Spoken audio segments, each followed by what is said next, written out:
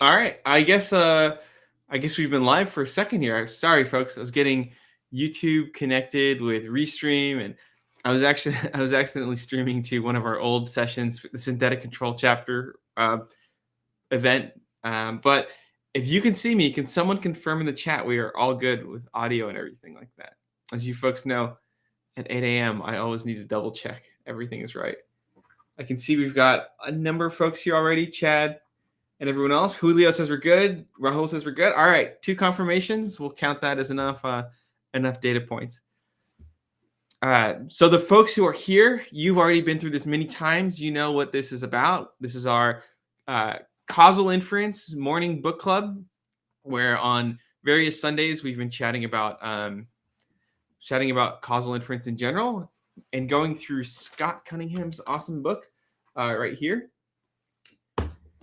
And for those who are going to see this later, maybe a year from now, 2 years from now, whenever you're learning causal inference, this is the final installment of our causal inference, the Mixtape Book Club, because we've made it through the entire book. If you want to see any of the old sessions or read more about this book or the book club, you'll see that all in the description here. So today, I'm super thankful to have our wonderful author Scott Cunningham here. I have your questions that you folks have asked, and I have a couple of my own as well. So I will bring him on and let him steal the show. Thank you. It's nice to be on the show. Thanks for having me. Welcome, Scott. Thank you so much. So you are an incredibly, I'd say, prolific person in the causal inference sense, because I'll get into this later, but you have so many things out here. And not only do you have a book, you have your own podcast series that I've been watching on YouTube. I'm going to steal one of the questions that I've seen you ask a number of your guests. Can you tell me a little bit about yourself and how you got to where you are in your background? Sure. So my name's Scott Cunningham. I'm a professor at Baylor in the economics department. I grew up in Mississippi and then went to high school and college in Tennessee, and never took any econ classes in college. I majored in English and wanted to be a professional poet. That was my aspiration, well, I'm not sure my aspiration was to be a professional poet, but I didn't really think that far ahead, but I was that during college, took it really seriously. And we did get some economics in that English program, but the English departments, at least at the University of Tennessee, Knoxville, and I think that was pretty typical, they use a Marxist critical theory kind of hermeneutic. And it's not exactly Marxism. I taught Marxism this semester in this history of economic thought. And so it's really not the economics. It's kind of like something that's evolved, but I didn't really know that.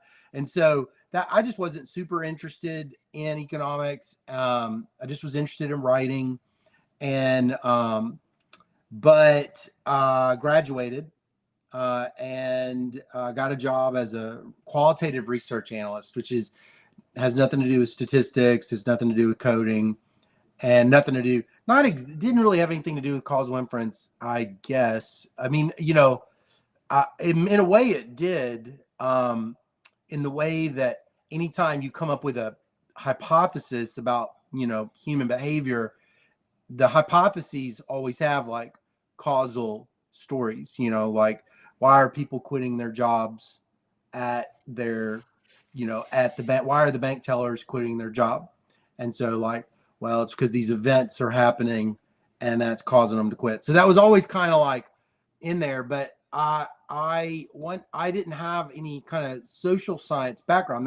That job required me to do in-depth interviews and focus groups, which I'd never heard of. So like I was doing in-depth interviews and focus groups, leading these focus groups and analyzing the transcripts and coming up with these theories of human behavior. It was kind of, I was using it in a more ambitious way than I think probably my employers were expecting, which was, I was really curious about why people did the things that they did, like, why was it deep down, why did they subscribe to this cable service, or why did they, work at this job? And so the interviews were, in a lot of ways, the interviews were kind of like my interviews on the podcast. They were like, I was really wanting to kind of know these people and understand them better, but I had no background in the social sciences.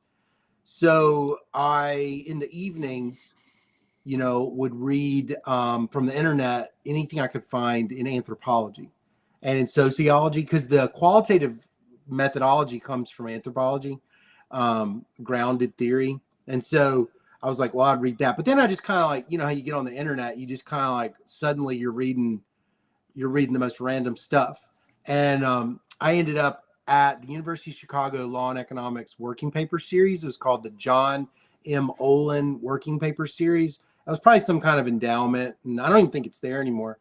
It's archived. It was just like for this stuff that is like a kind of a body of work and a way of thinking that you think about with Chicago econ. And I ended up reading this Nobel Prize speech by this guy, Gary Becker. He's passed away. And Becker was great because, his views of economics were like very behavioral. They were like, why do people do what they do? Now, it was different than the kind of stuff I was doing because mine was so specific. It was like, why are they buying this? Why are they buying these books? Why are they quitting this job? But like, I always kind of kept running into, well, they have goals. They have their own subjective, deep down values and their own deep down preferences. And they're trying to do the best thing they can with the little bit that they had. Because, if you really just drill down on anybody, that's kind of the common story of everybody, which is just trying to optimize. And that was explicitly what Becker's, whole paradigm was, which was like the economic approach wasn't about a collection of facts, and it wasn't like, about GDP, even though economists study that. It was like any of these things that economists study, sure, that's like, something they study, but that's not what, in his view, economics was. Economics was, in his mind, rational choice. And with rational choice, well, then that opens up everything. And so that he would study crime, he would study the family, he would study racial discrimination. And all of a sudden I was like, oh, I got to be an economist. So, because this looks fun. And then I ended up reading this paper, this empirical paper that was a causal paper, looking at the effect of gun laws on crime. And so, as a kid, I didn't really know about, I don't regret this, but for anybody that's obviously listening, you probably know you don't just pick a graduate school based on reading one guy's paper, but that's what I did. So like there was a guy that wrote that paper named David Mustard. He was a University of Chicago grad. He was a Becker student, and he was an assistant professor at University of Georgia. So I applied to the University of Georgia. And, the thing is, when I got to Georgia, the whole program was, very theoretical.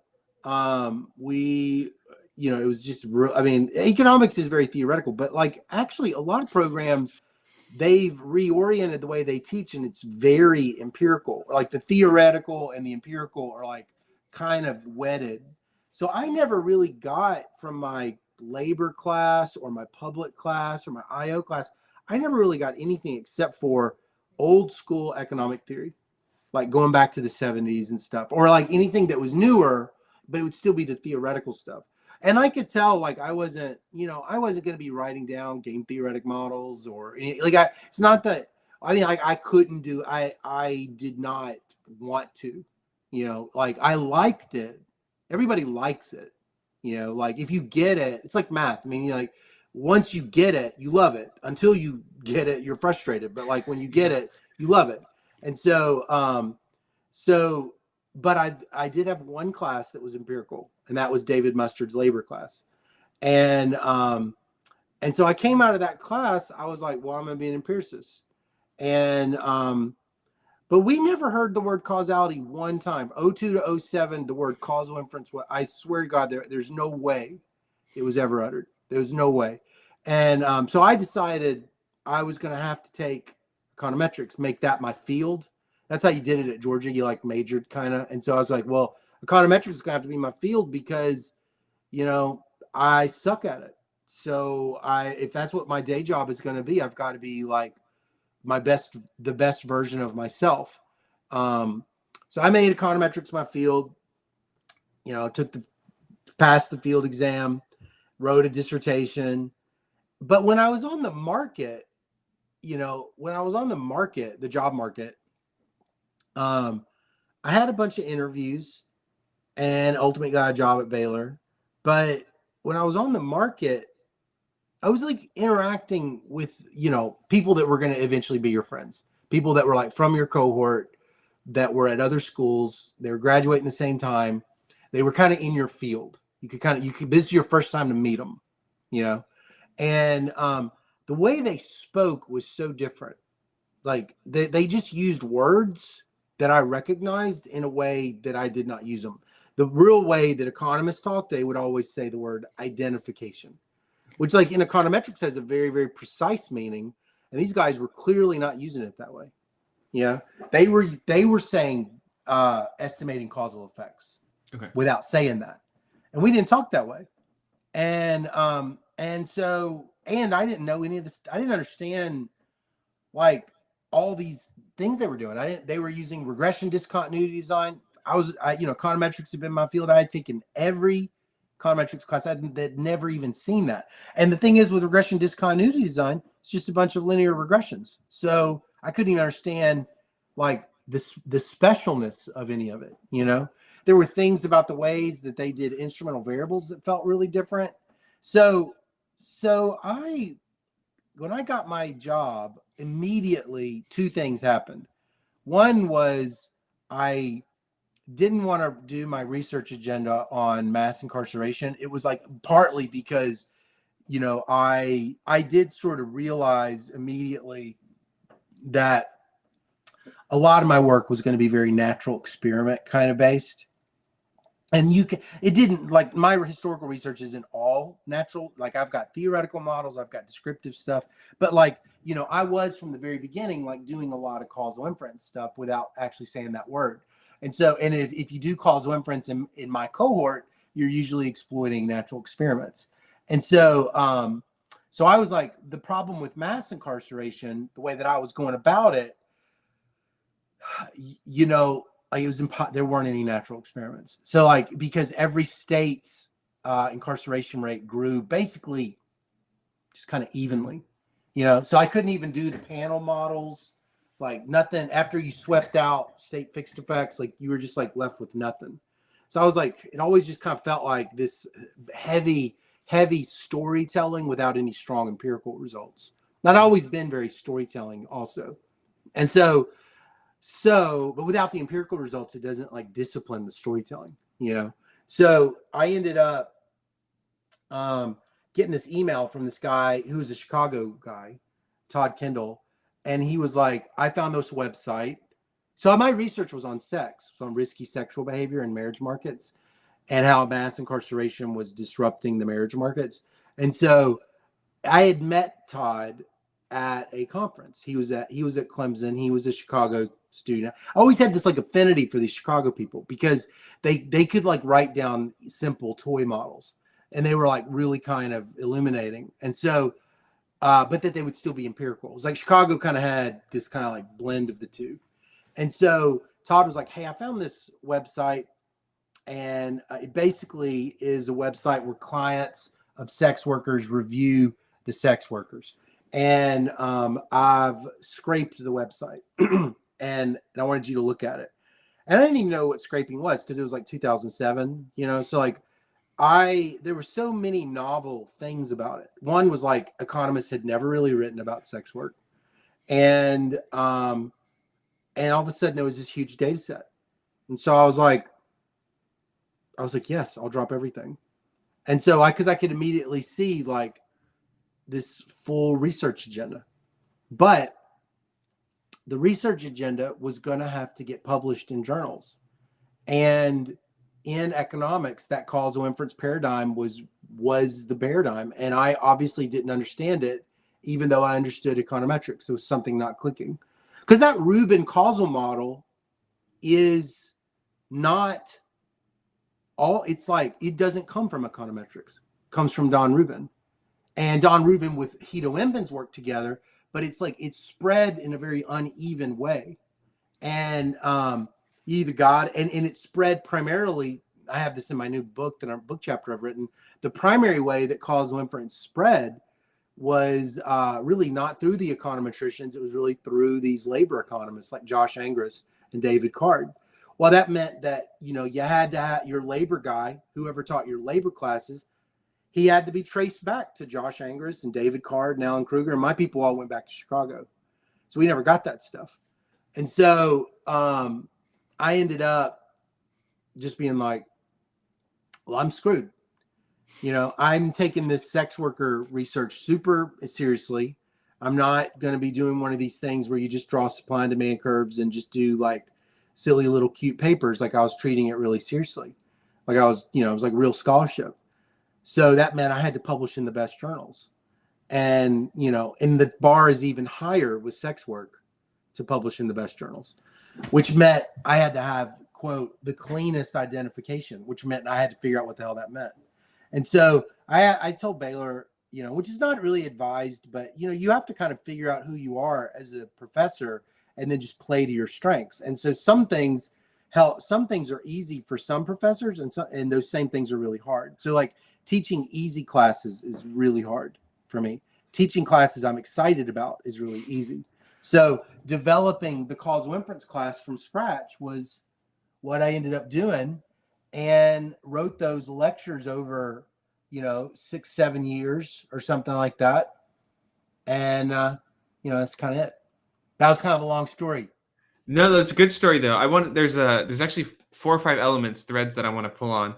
Okay. That you mentioned.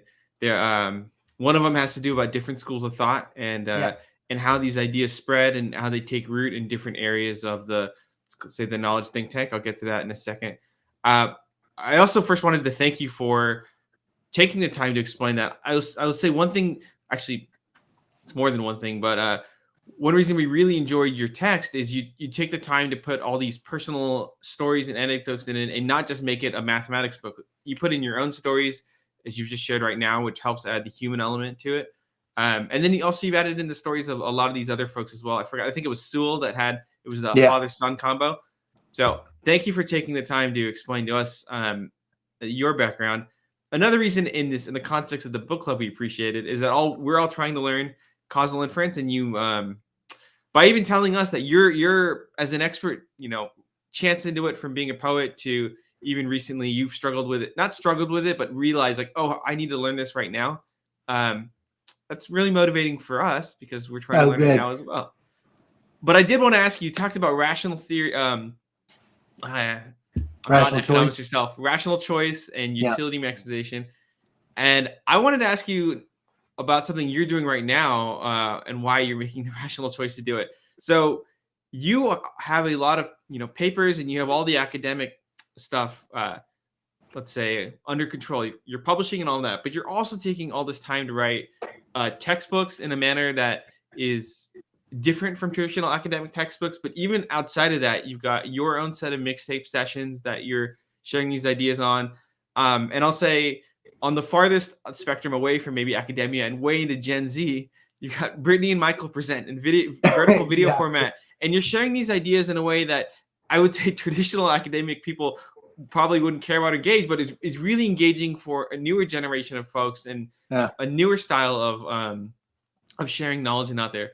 What is motivating you to take, not just stay in sort of academic circles, but really, really branch out and push these ideas in formats and manners that I actually haven't seen other academics do in any field? You're taking the time to do it. It's really cool. No, I mean, I just am doing what feels good. You know, that's just what I do. There really isn't a plan. You know, Brittany and Michael make me laugh. I saw them on Cameo. I had followed them on TikTok. You know, they're fun. They're kind of funny. And I had them like try to, you know, basically explain to my students that I was going to be teaching history of economic thought, and I had never read one thing in history of economic thought, and I wanted them to kind of put a positive spin on it. Okay. And when they did that, and it was so funny, I was like, I'm just going to get them to do that for everything. So like, I was just like, explain any of this stuff, but you know, I know that you don't know anything about it. So that, you know, I just do whatever feels good, you know, like I do what makes me happy. And so that's one part of it. And the textbook, I think what is, I don't know if I'm different. I don't know if I'm different at all on this, but I'm really trying to have an emotional connection with people. You know, like I want to connect like at an emotional level with another person. And so, you know, when I'm writing the book, I'm constantly thinking about, there is this kid out there in their econometrics class, and they are terrified that they're going to fail the class. And they need somebody that can put it into plain English, and just who's working as hard as he or she can, to make sure they get it. And, you know, so a lot of it is just genuine love, you know, for that unknown kid. That's real sincere. I mean, I really do feel that way. And I also kind of feel like I love when the words come together. You know, I mean, I think that's like the writer part that never really I could tap into as an academic, because the genre of academic writing, you know, doesn't really afford you to have a voice necessarily. But the textbook, you know, is like that. It was, you know, because I didn't write the book to get published. Actually, I don't know if people don't know this, but like in economics, we do not reward book writing. Professional academic does not reward book writing. It literally doesn't. I don't think I did get to mention it in my annual report. We have points systems at Baylor. It counts for probably the same as me being on a podcast. So it's like counts for absolutely nothing, and it counts for nothing on the market. And so all that matters in economics is articles, peer-reviewed articles. That's it. Promotion, tenure, outside offers, all that stuff. That's what matters. Because if you look at economics article books, it's usually who's writing them. Well-established scholars will write popular books. Very rarely, it's not like, you know, the 1700s where the main, you know, genre of scientific work is a book. It's not like that anymore. So when I wrote the book, I just was like, I had personal reasons for wanting to write it. I was really frustrated. I mean, like you know, Mostly Harmless Econometrics is the book in economics. Like it was an entire generation's textbook, you know, by Angers and Pischke. But I found it to be kind of hard. Like sometimes it was hard. It required, like, it didn't really always speak to me. It does more now, but like back then it wasn't as much. And like I really, what did speak to me was this book by Morgan and Winship, that they're Causal Inference and Counterfactuals. They're two sociologists, Harvard and Cornell. They speak in English. You know, the mathematics are there, but they like talk. And so I loved it. I learned so much from that. And I loved just this potential outcome stuff. I just loved it. And it was just life-changing to learn the Rubin causal model. And then when you added to it, the way Morgan and Winship added to it, those directed acyclic graphs, it was like everything kind of came together, because I still, at the end of the day, love economic theory. You know, I love models. I love thinking about behavior. And so the idea that the models of behavior could inform the design, and that many of these econometric models actually have behind them these behavioral models, I was like, it all came together. And so, but when I wrote the book, it was just for my students, because I didn't really have a book. I didn't really have a book I loved, because even Morgan and Winship, it's hard to use it as a textbook. You know, a lot of these causal inference books are not true textbooks. They're like what I call the second books, it's like the suggested readings books. You know, so that was always my aspiration, was to be the best second book on the syllabus. You know, that was like not the Bruce Hansen or the Andy Gelman. You know, it's like I wanted to be the second book, the like you know, the Dennis Rodman of the Bulls, not Michael Jordan. So like, so I figured, you know, if you know, Dennis Rodman, you know, he's, you know, when he's not on the court, Jordan doesn't score as much, and when he's on the court, Jordan scores as much. And it's not really clear why. And that was what I kind of saw. I was like, well, if I can do that, I'll help these kids learn more from Bruce Hansen's book, even though my book has absolutely nothing to do with that book. And so I just kind of like wrote the book as like this kind of love story to my students and to Causal Inference, and just like, it was just whimsical, and just, you know, wrote up my lecture slides so that I would have a book to give them. But then you know, because it doesn't, but then I also had the idea, nobody was doing this back then. Now it's like, I actually think the more influential part of the book has been to put a lot more code into these econometrics books. Yeah. It was not like that. It was not like that at all before my mixtape. I had never seen anybody do it. And it was like a big shame, because I was like, that's the thing. That was the big disconnect I felt like from the econometrics community. See, the econometricians are theorists. They literally may not have ever run a regression in their whole life. It's entirely possible that Bill Green has literally never, well, he has software EVs, but it's like, there are econometricians that just live in their head and make these beautiful things. And I was like, you know, I think a lot of people are like me.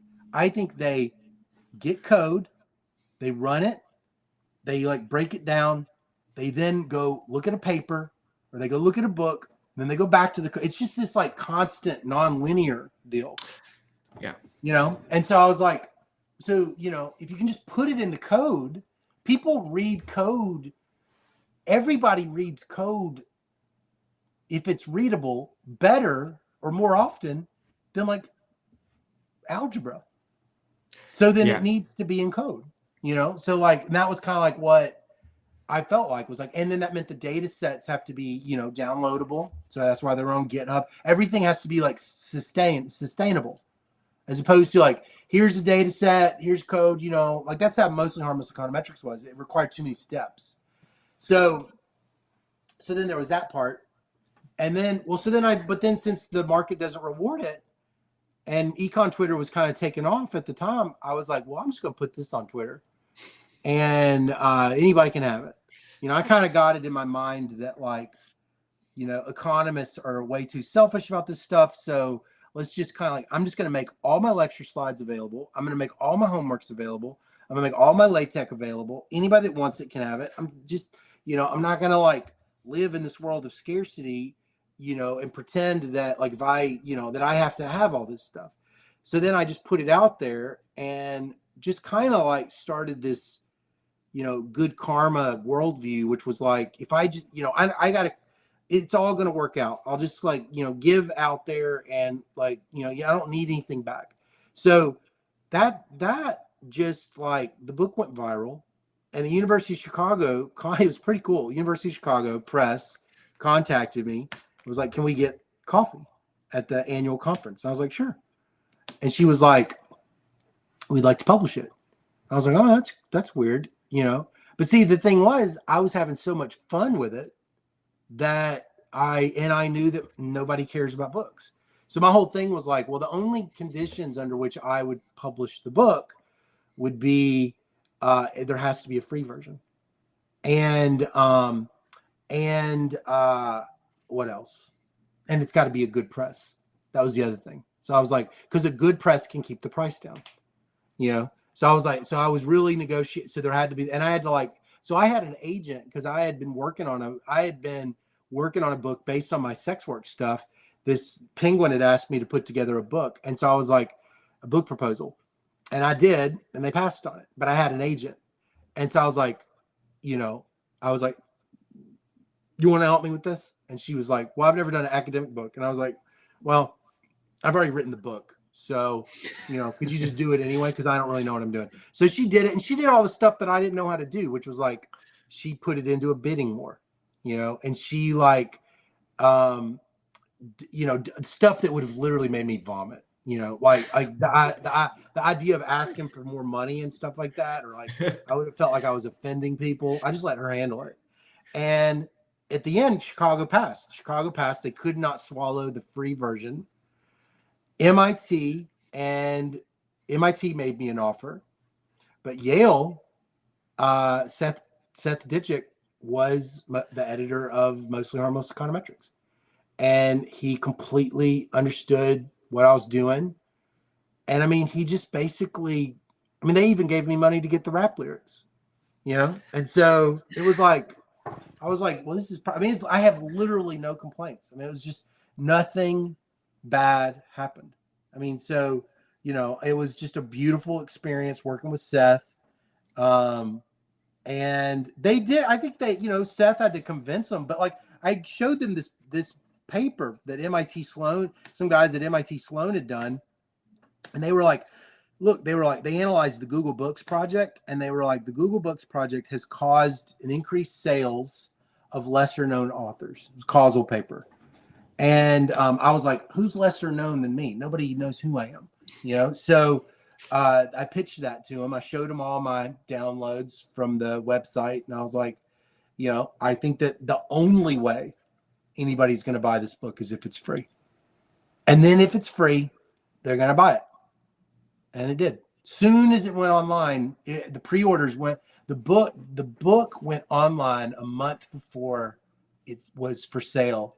And when it went online, it just shot up in the rankings. Everybody just started pre-ordering, even though they had the free version, which is what I knew would happen. Well, for multiple reasons, I appreciate you doing that. The free version is, frankly, what enabled this book club, because then we could go through the material without having to worry about copyright concerns and everything like that. Yeah, I was gonna ask you later, but I was gonna ask how you got the rights to a lot of these lyrics and things like that, because I know CRC was very cagey about copyrighted material, and I had to fill out these forms and everything, and we had to remove some material because of the copyright stuff. But it's oh my gosh, it's like so basically, best I can tell, there is a market for these songs, and people can own parts of a song. Yeah. And so, and it's like the most opaque process. There's no clearinghouse to like go get the rights. So like I had to hire someone who had successfully navigated it before and pay her to then go get the rights and then pay those people. And what really frustrated me, I don't know if you noticed this, there were 2 chapters that have no lyrics, and one synthetic control and one I think is matching. And had the perfect lyrics. It was these Eminem lyrics. And 3 people owned that song. And she was able to get 2. I actually paid 2 of them for the permissions. And this third guy was this, you know, they called it in IO, industrial organization, from grad school, they called it the holdout problem. He would not cooperate. And he had the reputation, apparently what she told me that she learned is that he squats on his songs and won't sell them. And then when people use them, he sues them. Okay, so it's like patent trolls type of thing. Yeah, it's like a patent troll deal. And so I was like, so it was a nightmare. It was absolutely a nightmare. And I think what it did is, I don't know if you remember the end of that J. Cole album, 2014, Forest Hill or whatever it was called. It came out in 2014. His last song on it is like a super long song. It's a great song. He's just kind of rapping. And during the song, he says some samples cleared. And he was super excited and frustrated. He had been really frustrated. And I was like, what is he talking about? Why is he? And now I get it. It's impossible to get these samples to clear. And because it's like, you know, the worst forms of capitalism. It's like, they carved up these songs and created these little markets and, have made, but then they don't complete it. There should be like a platform that matches people to this, like there is for everything else, because it's a two-sided matching market. And for some reason there isn't. And I don't understand it. It's the next startup idea after you're done with your Exactly. Next startup idea is to actually do it, to create a two-sided platform for musicians trying to get stuff to clear. Because unless there is a reason and they're squatting and they don't want to do it. Thank you for taking the time to talk us through both your present and even I was meaning to ask you more about the book later, but I have to. I promised the folks we have some hard hitting questions, much more on the mathematics side that I want to ask you as well. All right. The first one I'll ask you about is just different schools of thought, and which goes into a little bit of parameter estimation, and then we've got some very detailed questions from a couple of our very studious members here, Chad and a couple. Okay, I'll try to do my best. You're good. The first thing I want to ask, and I want to make sure we don't offend any of the schools of thought here, but you had alluded to in a lot of your discussion about how even different universities use different methods. As you move from university to university, you suddenly realize, oh, I need to learn a whole bunch about regression or these topics that I hadn't known before. Or you'd also mentioned how some econometricians don't actually use maybe much software or a lot of it is theory. And from the outside as well, my sense when I was trying to learn causal inference over even the past 4 or 5 years before your book was that you pick up one book and you get these set of topics. You pick up another book, you get these set of topics. Your book brought it all together, which is frankly why we love it. So the first question I have is in a general sense, do you feel like some methods are more associated with specific research areas? And if so, why? Is it the mathematics are the challenge or the sort of DAG you can draw? Or is it just that there are, as you mentioned, just different sets of trainings, and once one person is on a path, they sort of stay on that path? It's probably both. I mean, like, so, like a good example would be macroeconomics. So like, macroeconomics, that if you remember from that potential outcomes chapter, the stable unit treatment value assumption, SUTVA, that there'd be no interference between the treated group and the comparison group. In macro, that's literally impossible.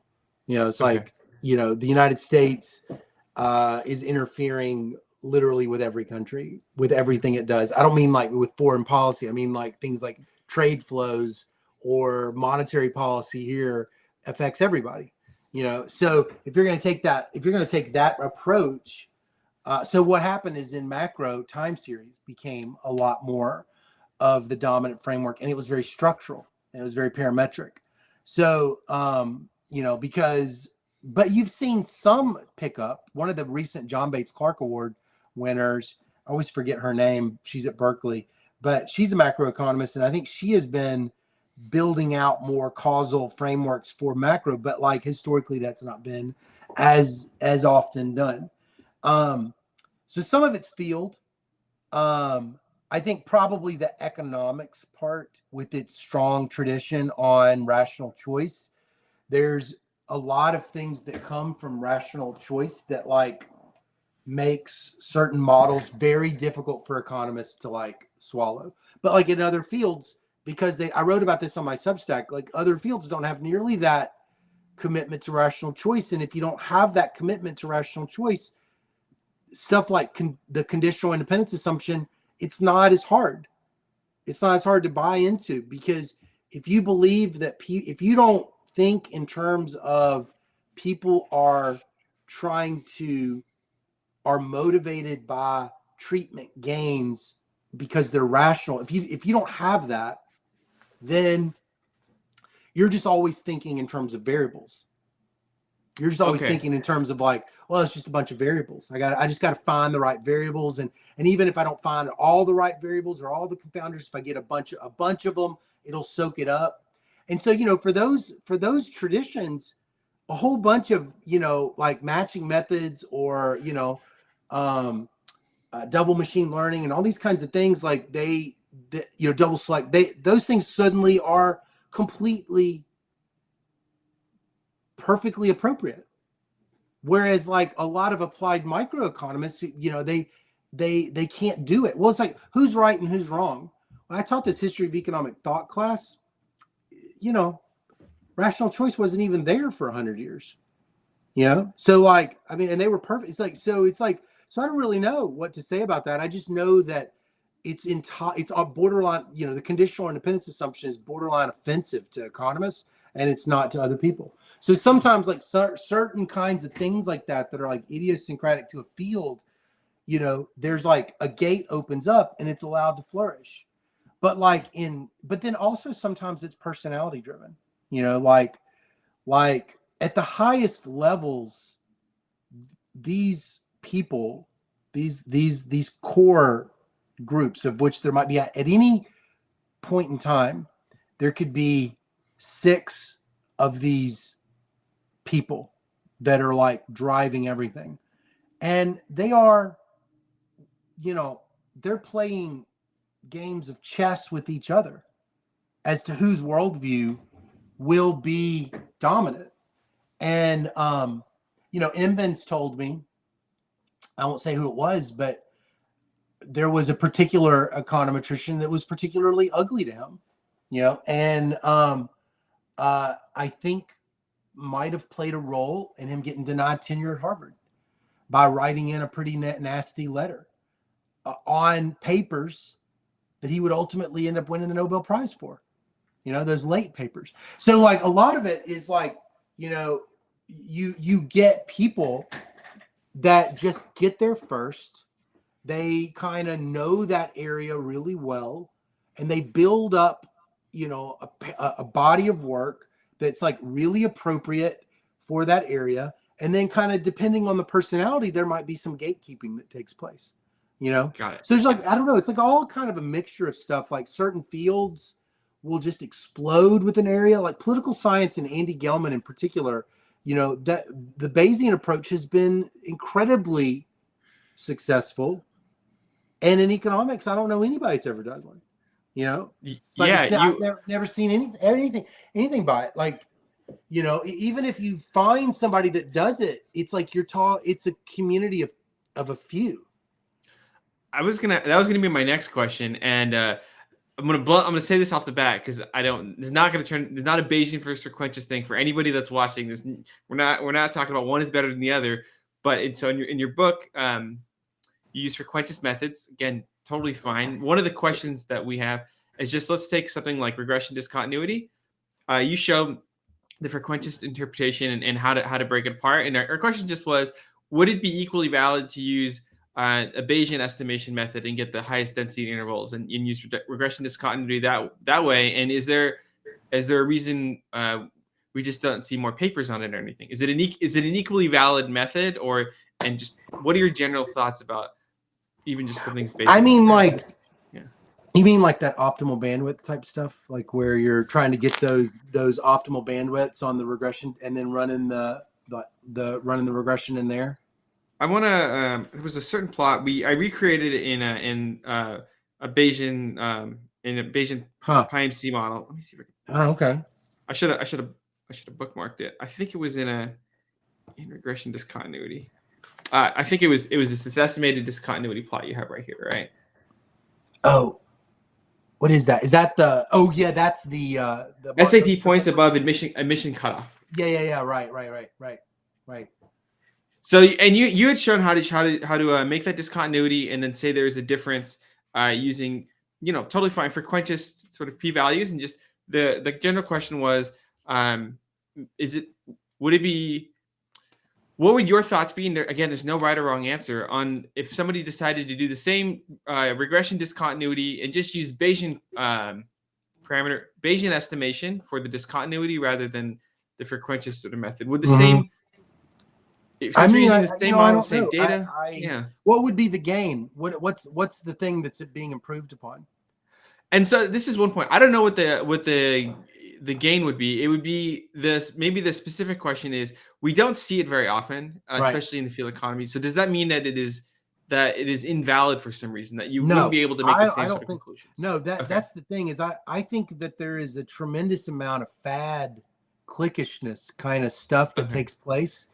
And so, I think there's always value to an outsider coming in. They see things brand new and completely different.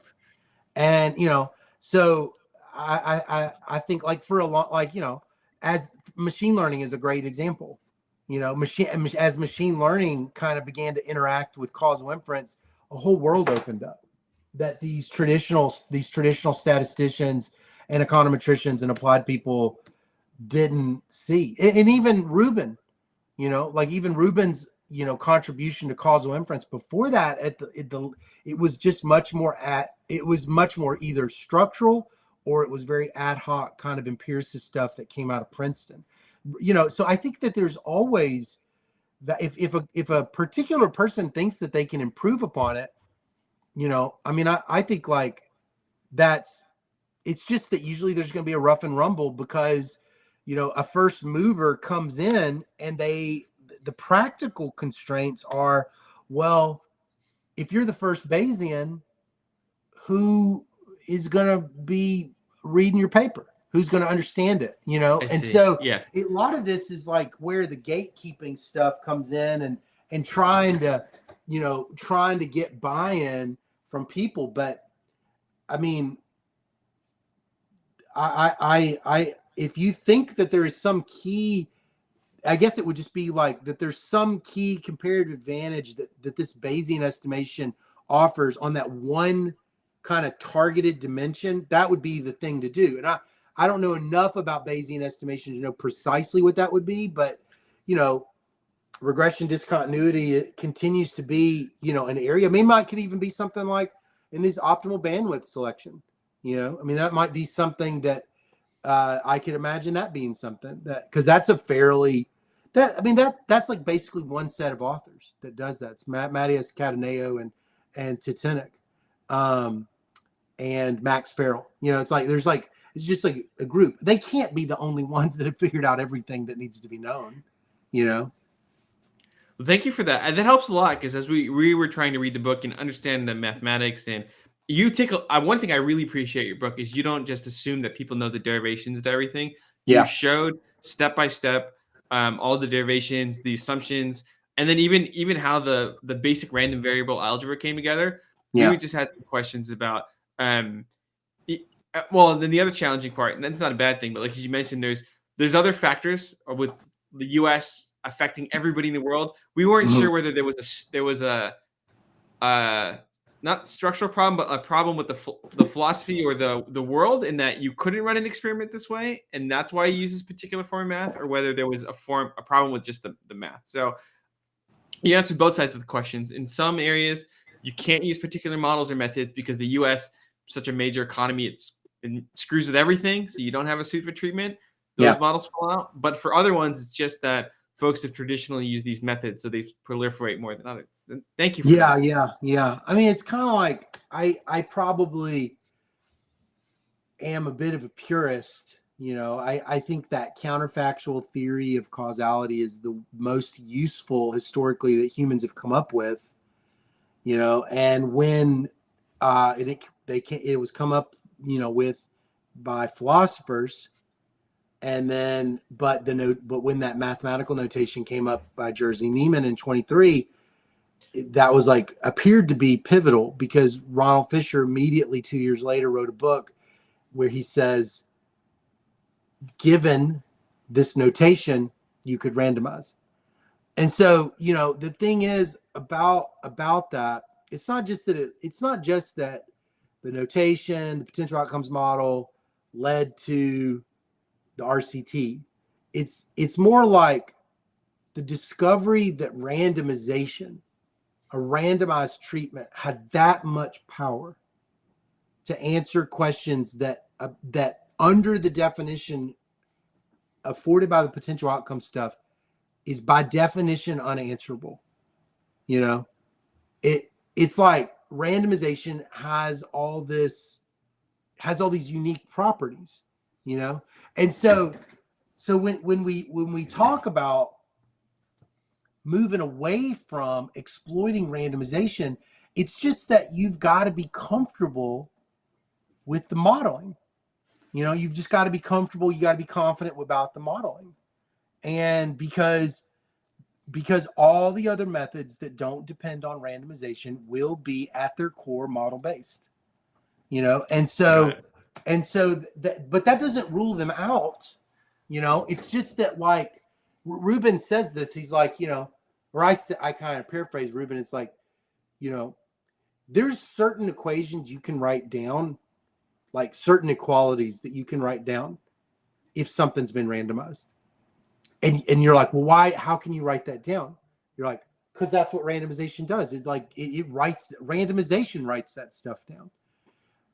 Nothing else except a model lets you write stuff down, you know? So, and if you need those assumptions, you know, that the whole movement of the credibility revolution was to move towards assumptions that we felt like outside of explicit randomization that we really could without crossing our fingers, believe in, you know?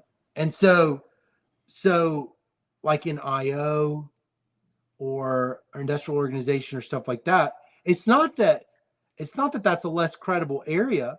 It's just that it'll be a lot more model dependent, you know, which is why I got all those DAGs in there. And it's not that like DAGs are the only way to go about it. It's just that DAGs are a way for a person that is learning causal inference for the first time to latch on to it.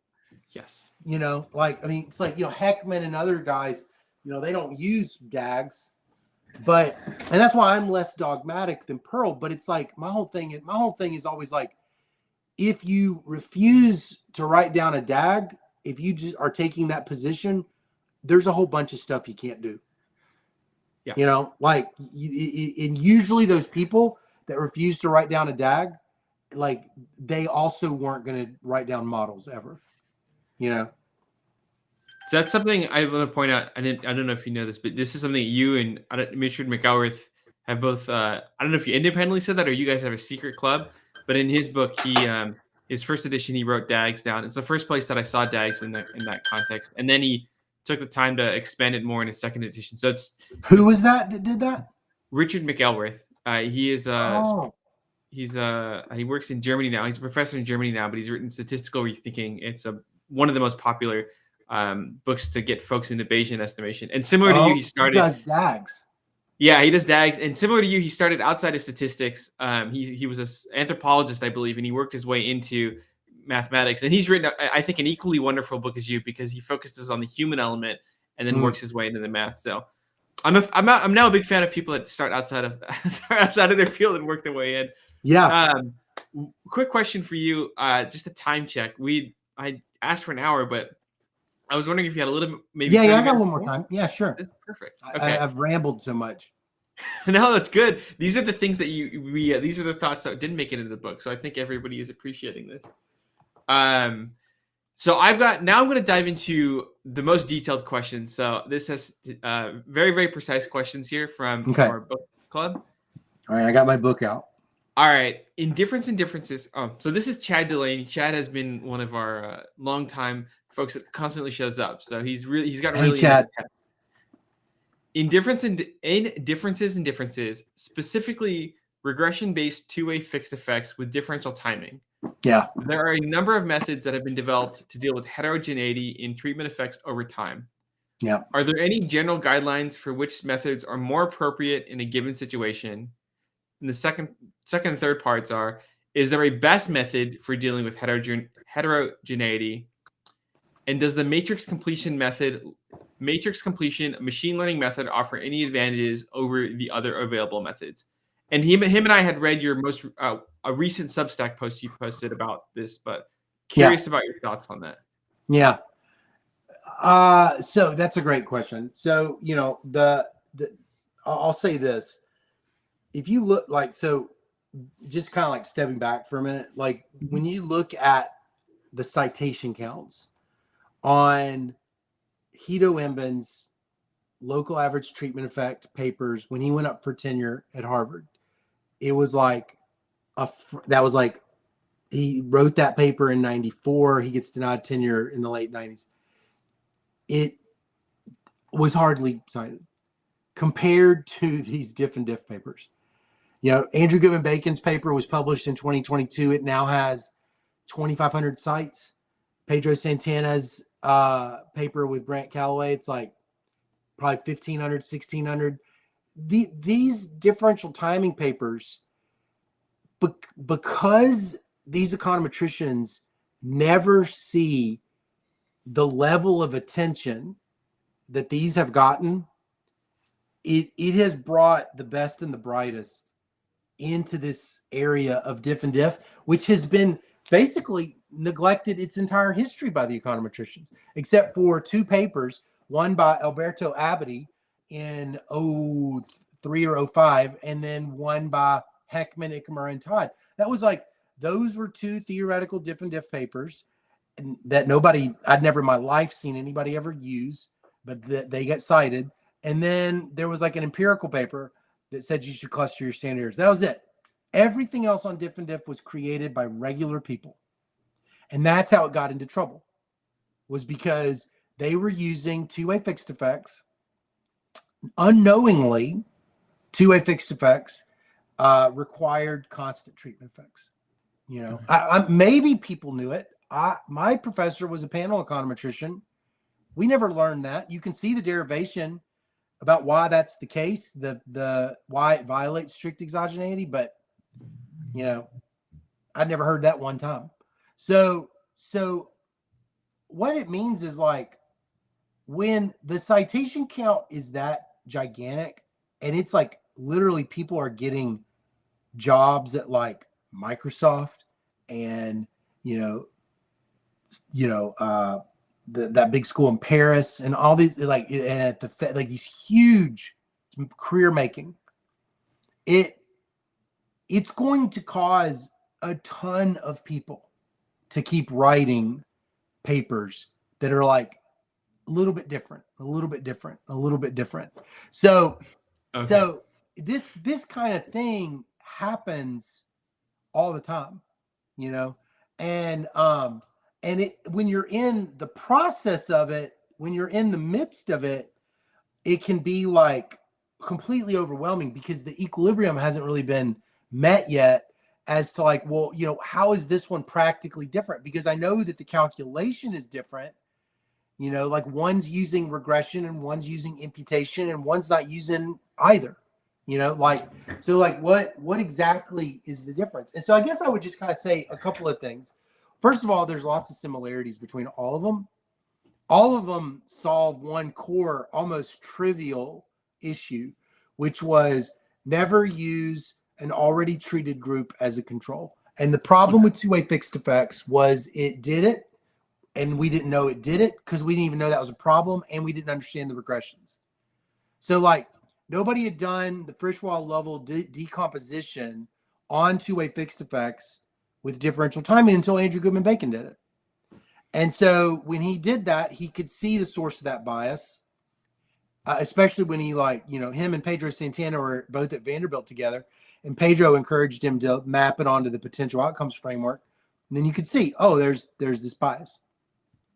No, so now all the papers in some form or another don't do that. And that's why many of them find roughly the same thing. Now, when they get different, it is hard. It is a little bit challenging, you know. So I'll say one more thing that's similar. Technically, they all use parallel trends. Matrix completion does not use parallel trends. Okay. Matrix completion is using, it's kind of got like I'm drawing a blank right now, but I believe its assumptions have something to do with, they're a little bit more esoteric. It has to do, I don't know if it's a factor model, but it has something to do with the ability to do some sort of low rank matrix. I have to go back. I always have to go back because it's not as easy to explain as like parallel trends. So, but it doesn't need it. And synthetic control doesn't need it. So, like, if you ultimately at the end of the day are unable to convincingly show pre-trends are balanced, even though pre-trends are not a test of parallel trends, they're kind of like, you know, a lot of the the elbow grease versions of testing assumptions that applied people will do. They'll do the event studies. If you fail your event studies, even with these new models like Callaway Santana or Son and Abraham or whatever, you either have to give up on it or you're going to have to go into the realm of synthetic control. And the thing is, like, now synthetic control is kind of like diff-in-diff. Synthetic control is a whole family of estimators, of which matrix completion is one. Okay. And augmented synthetic control is one. And so, like, the guidance here, really, I think the fixation becomes like, do you believe? I mean, it's very deep stuff. It's hard to kind of summarize, because it's like the way that I would go about it, is a particular way. But I'll give you like an example. I mean, there's a lot of things that the synthetic control approaches do that are not broadly appreciated by people who still have a fetish for diff-in-diff. There's this kind of lingering fetish for diff-in-diff because of this long-standing love of ordinary least squares within the economics community. That was a good. I want to blend in the next question while you're giving this answer. With all that, and even where you were going to continue, what do you see as the future of diff-in-diff quasi-experiential design? I think that, I think it's going in the direction that question that Chad was asking, which is I believe there is now that we know there are solutions, people are want to know, should I use Callaway Santana, the Moonlock estimator? Mm-hmm. Should I use Son and Abraham? Should I use the robust efficient estimator? Should I use the two-stage diff-in-diff? It's like there's like, and then there's gonna be some other new thing, right? Yeah. Like which one should I do? And if you ask like an econometrician, they're gonna give a non-answer answer in a lot of ways. They're gonna say you should use the one for which you believe the assumptions hold. And you're like, okay, that didn't help me, because they all I thought used parallel trends. And so, what I would say is, I guess that what I would say is, I'll tell you that I find that Callaway Santana and Son and Abraham is very transparent. I like those methods. One is I find them to be, because they are just traditional, the diff-in-diff, like the 2x2 calculation, and they're just weighted averages. I like how transparent that all is. Okay. The robust efficient estimator, though, it is, because it has got that ordinary least squares engine, it has certain efficiency properties, and those efficiency properties, are going to matter. They matter for inference, and there can be literally like, you could be at the knife edge of a too small of a data set for Callaway Santana to even be able to reject the null that with a more efficient estimator you could, So, I mean, but under the hood is the assumption of homoscedasticity with the estimator, with that robust efficient estimator. And so, like, I think a lot of the dust is still kind of not really fully settled. So, me, Andrew Baker, Andrew Goodman-Bacon, and Pedro Santana have a revise and resubmit for the Journal of Economic Literature to do like a comprehensive diff-in-diff paper where we're going to be getting into this kind of stuff. So, I mean, I think that like that kind of, it won't be that. I don't think that there will be like a checklist. I think, though, there will just be more coming of just trying to kind of understand why certain things do certain things in certain situations and why that might be valuable, you know? Okay. And, but I also think, I'll just say this real quick. This is just my own conjecture. For a long time, economists did not like synthetic control, and maybe they still don't. When I say economists, I mean rank file labor economists. They didn't like it. And why didn't they like it? I remember I presented a paper that did synthetic control, and this guy reviewed it, and he said, he discussed it at a conference, and he was like, this is really cool, all the stuff you've done, but you just need to do diff-in-diff, which to him meant two-way fixed effects. Because that's what, before all this, it wasn't that long ago, two-way fixed effects was diff-in-diff. Okay. They were the same thing. They weren't like, it wasn't an estimator. You couldn't do diff-in-diff without any other way. Yeah. And so he was saying, do it that way. And I was like, well, that's not appropriate. Like, and we kind of were going on and on about it. But what he really meant was, well, you need to do two-way fixed effects because it's more transparent. Synthetic control is a big black box and nobody really understands it. And I think like one of the things that now we saw with this whole diff-in-diff revolution was like, actually, it was two-way fixed effects that was the black box, or it was as much of it was also a black box because there was a bunch of stuff that nobody knew about it either.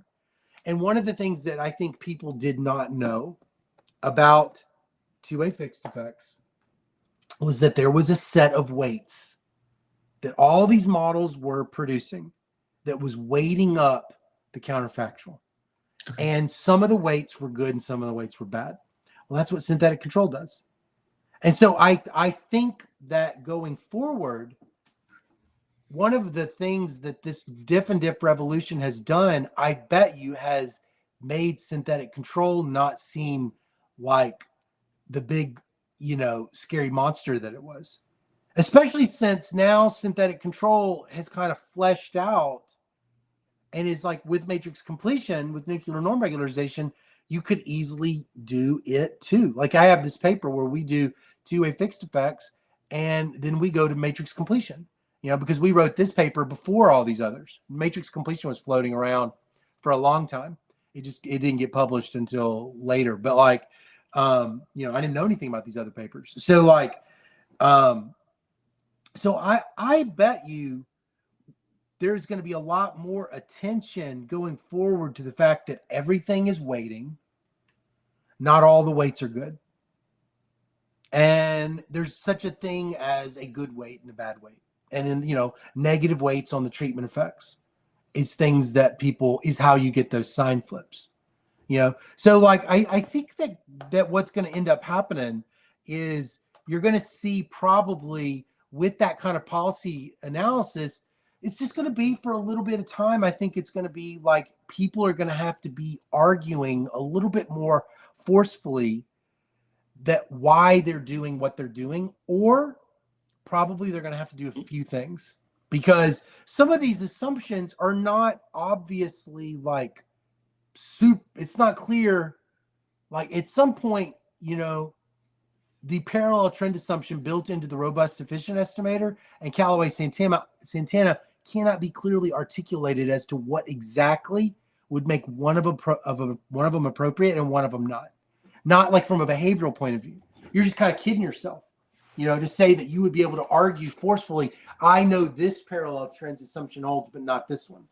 It's kind of like, cherry picking. One of the things I worry about right now is that with so many of these estimators, there could be cherry picking of your diff-in-diffs.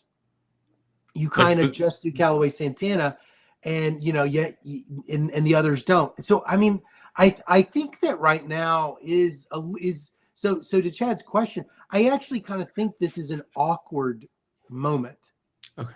It's kind of awkward because of the sheer volume of activity, and probably it's not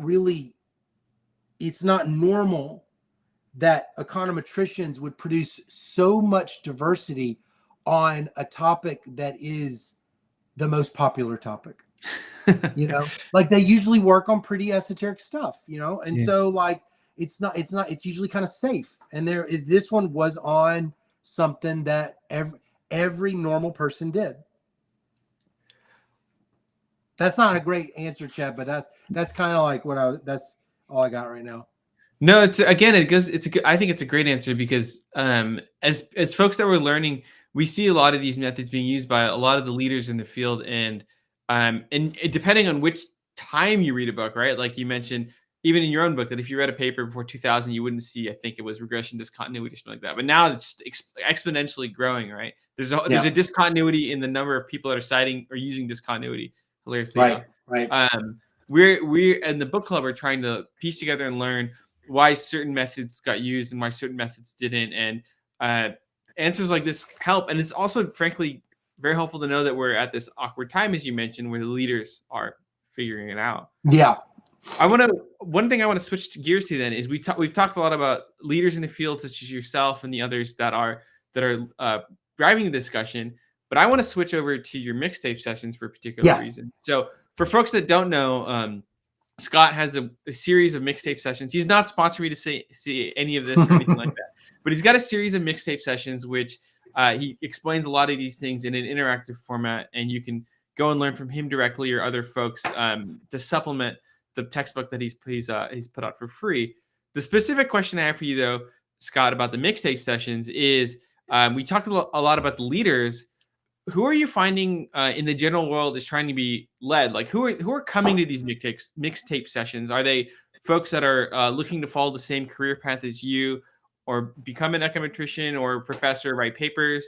Are they folks from industry that don't have a PhD, have no intention of ever writing a paper, but are using it? Folks that are just curious, like what is the audience for this now, and who are the people that are trying to learn these methods, and why are you finding they're coming to your sessions and trying it is growing on by selecting on tech. Interestingly enough, that could be because I have been really intrigued by so many economists going into tech, and that's like one of the things on the podcast I'll do is those interviews with chief economists in tech. So like I think that could be part of it. But like I get asked, I've done workshops I did a workshop for eBay. I've done one for Twitch. I've done one for Facebook. I haven't done one for Google, but they're kind of like splattering, here and there. So I think like the thing is with the Nobel Prize, and then two of the people, Imbens and Card, are both Amazon scientists, and they're in Silicon Valley, kind of, the demand for causal inference is just skyrocketed. And I think with COVID, everybody got used to being online like this. Before COVID, I don't think this was normal. And now this is like, the most normal. So the platforms for these conferences just sort of changed. It used to be all hotels, and now it's, like this kind of thing. And when it's this kind of thing, you can charge less. You don't have these really expensive fixed costs of like an auditorium. So so you can do these kinds of things. And you can lower the price. You can do price discrimination like I try to do. So like a lot of the people that come, they're just from all over. They're from outside of econ, a lot of students. Most of my sales, I use price discrimination, which price discrimination means charging people different prices for the same good usually based on their willingness to pay. So like I charge $1 if you're a resident of a low income country. I charge $50 if you're a student, pre-doc, post-doc, or a resident of a middle income country. Now I charge $5.95 for everybody else. And then we cap it at like 150 people. And what that does is that will allow for a speaker to get compensated for their time, but but still have a huge number of kids that are taking it, So I have a lot of people that are from developing countries that are taking it. I have a lot of people that are PhD students from other programs. I get lots more, but increasingly I'm getting machine learners. I'm getting people from tech. I could probably do that even more if I like just sat down and figured out a way to more like, I know that there's like there's some sort of certification I could get where the money counts towards some budget, and I forget what it's called, but like L and something. Like I could do all of that more probably, but it's I think that what it is people are wanting to come to there's two types of demand. First of all that kind of demand, students, all that stuff. But then the other type of demand is the feeling that if I take this, I will not be intimidated. I won't be scared. Cunningham is not going to scare me. He's going to work. He's going to teach this in all kinds of weird ways that that my teacher doesn't do, but that if I do this, I can better understand my teacher. And then secondly, I get top people to also teach. So Peter Hall at Brown teaches on instrumental variables. Alberto Abadi at MIT, he's teaching one on synthetic control and clustering later this year, which, anybody listening should absolutely make a point to do it. That's a future Nobel laureate without a doubt. Brigham Franson, he teaches causal inference and machine learning. He's a Josh Anger student who won the Nobel Prize from MIT. He teaches at Brigham Young, and Brigham Young really values teaching. So everybody that I get, everybody buys into the open science philosophy of Mixtape Session, which is everybody has to make all their stuff available for free. All of their lectures are stored at the GitHub repositories. And what we do for them is make labs. And the only thing that really you get as a result of paying for it. So like you could go to Mixtape Sessions right now and have my LaTeX files. You could just pull it. You could see exactly what things are. You could go do the labs. We have Shiny apps. We have all this. We have the code for the solutions. It all is based on that open science philosophy.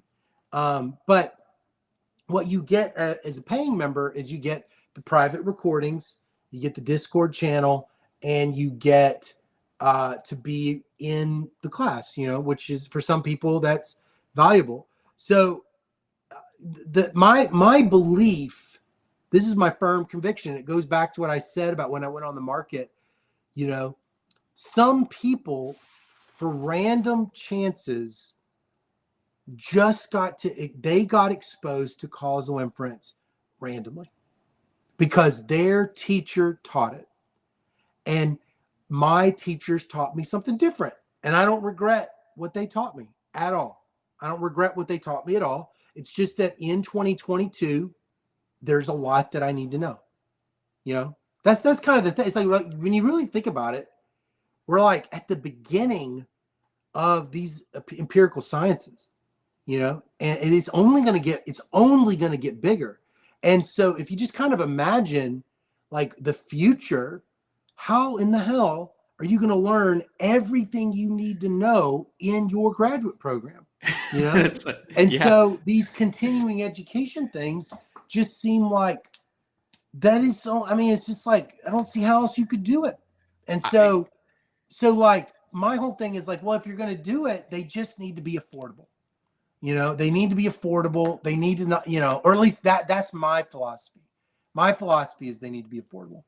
And so, because the point is, my firm belief is there is a woman at the New Delhi Institute, and she has a paper inside her heart that she needs written, and I just have to find her.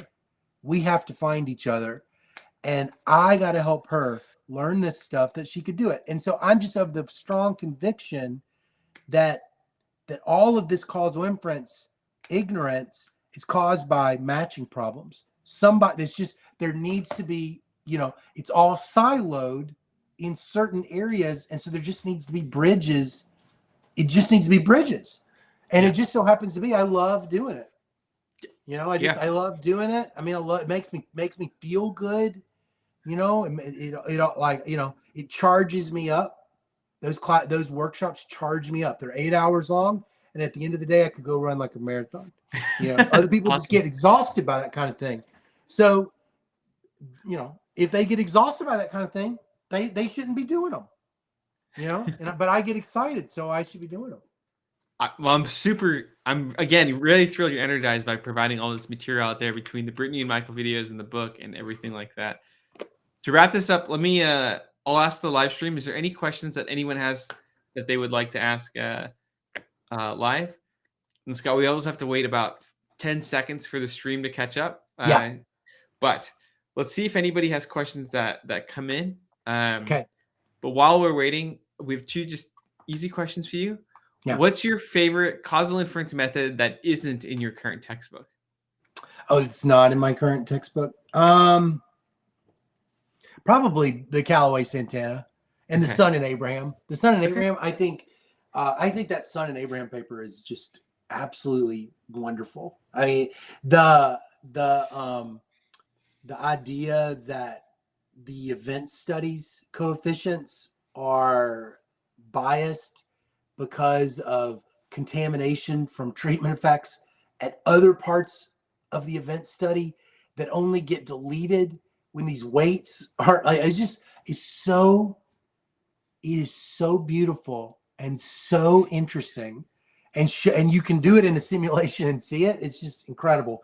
And then Callaway-Santana, I just think Callaway-Santana can recover parameters that you didn't even know you wanted until he showed you could get them. They showed you could get them, and then you thought, well, this would be like, I all this heterogeneity I can kind of learn. So I like that. I like those 2. I really like this augmented synthetic control by Ben Feller and Jesse Rothstein, and I forget the third person. It's kind of like a really nice compromise, to that synthetic control, where with that synthetic control, the weights are required to be non-negative. And if they're required to be non-negative, the fit has to be really good in order to be defensible. And if it's not, you can't use it. Abbott's really clear about that. And this augmented synthetic control uses ridge regression to get a little bit of some negative weighting. Not a lot, not as much as if you were to do ridge completely. It gets you right back the shortest distance to that convex hull. And I thought that was really like a nice compromise between people that just kind of like fully embraced all the negative weighting and Abbott, who's really dogmatic about it. So I like that one too. I love all this marginal treatment effect stuff that's in the IV literature. Got it.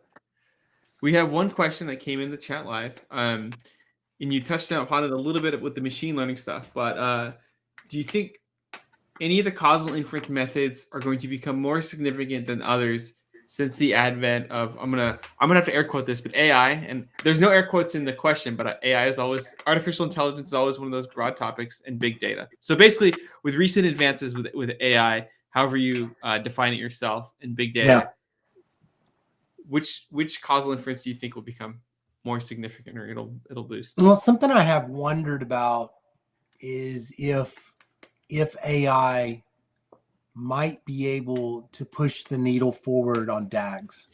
Okay. By like doing some sort of search over all conceivable DAGs, and each of these DAGs have testable predictions, like within the data. They'll say that conditional on this is a collider, and these things will be independent of each other. There's a lot of independence assumptions, and so that kind of search to kind of narrow it down to what might be a plausible DAG inside a data set, that if that could take you to a DAG that sort of like said that found an instrument or found that it was possible to meet the backdoor criterion, then that might open up some things that might otherwise be things that people didn't feel comfortable with. You know, Okay. you really got like, you know, so there's that.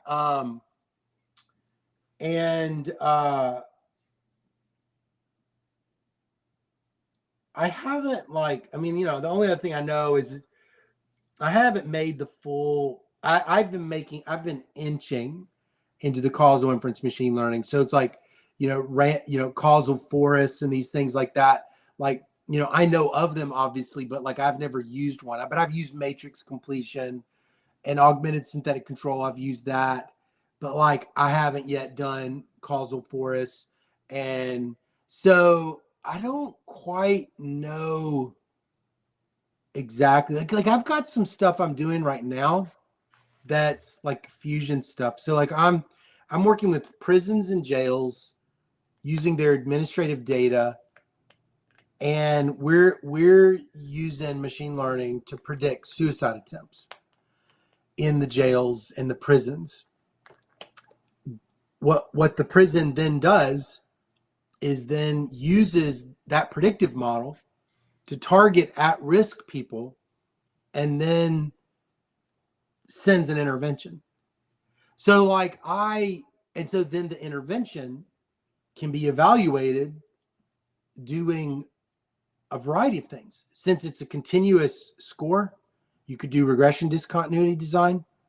Since it's kind of a propensity score, you could do some sort of matching with other untreated prisons. So like sometimes I think what are the lowest hanging fruit things are where you can do prediction to like identify who might benefit from the treatment. Okay. To search for heterogeneous treatment effects, that kind of thing, I could see more of that. And that wouldn't necessarily require like not doing RD or not doing diff-in-diff, but it might give more guided search to like, you know, who you're going to target. Got it. Yeah. Thank you. So I wanted to thank you very much. I'm going to read the comment from Luke first and then give you my own thanks. Luke said he has no other questions. Just wanted to pass along a big thanks to Scott for coming on to speak with us. Not often do you get to speak with the author of a book club. I think that's very true. Thank you so much for capping it off. For folks that don't know, this book has just been incredibly wonderful. Even little details like the cover being the orange and the nice image, the sailboat images, the lyrics which he talked about. These are things that take more effort than people realize, and that's just like, let's even call it just the aesthetic part of the book, which meant the content. It was a good signal that the content was going to be amazing, and it definitely was. Scott, thanks. Thank you so much, really so much for writing this book. All of us learned a lot. You really brought together the material in a way that we haven't seen in other ways. As you mentioned, with code examples, with human stories, by not assuming that we knew how regression worked, but building it up from the mathematical fundamentals, it really was a complete package meant for an actual person. And I'm going to take from evidence that this many people stuck around to the end and didn't drop out at the halfway through. Really a sign that we really did enjoy your book. And thank you so much for writing it. Thank you, everybody. That is really humbling that you read it. So thanks a lot. Scott and I briefly talked about this before the live session, but his second edition is coming out fairly soon. So if you're watching this now or in the future, there's going to be an even better version. I'm going to even assume it's going to be better very soon here. So be sure to pick that up. Scott also hasn't paid me to say this, but even though the book is free online, buy a physical copy because it really helps. It helps with the publishers and the metrics and all the sort of stuff in the background that you've heard about. So Scott again has put it at a very reasonable price. Purchase a copy if you can. Thank you again, Scott. Thanks so much. Are there any parting thoughts you'd like to leave anybody with, both now or for the posterity of this stream?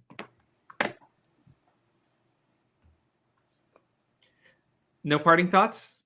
Takeaways?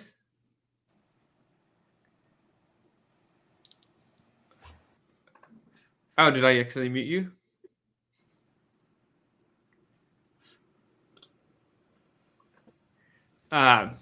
Scott, are there any parting thoughts you would like to leave?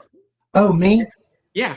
Oh, anything? you were asking me. No, no parting thoughts. Just thanks so much for having me on the show. This is a lot of fun. So thank you. Appreciate it. All right, folks, I'm going to end the live stream. There'll be more announcements coming out on the mailing list about what we'll be doing next, but successful first run. Really appreciate it.